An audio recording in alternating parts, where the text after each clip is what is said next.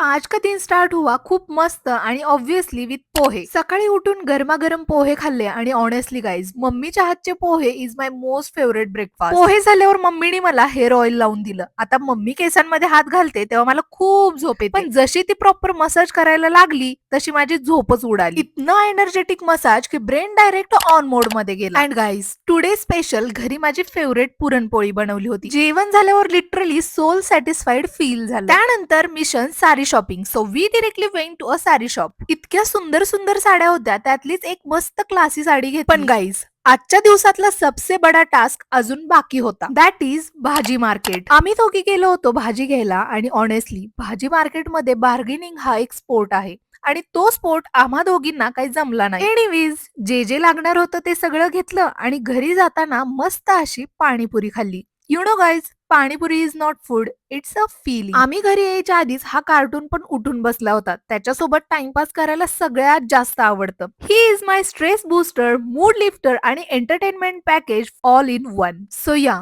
असा होता माझा आजचा फुल देसी व्लॉग. चला भेटू उद्याच्या व्लॉग मध्ये. Till then take care and bye.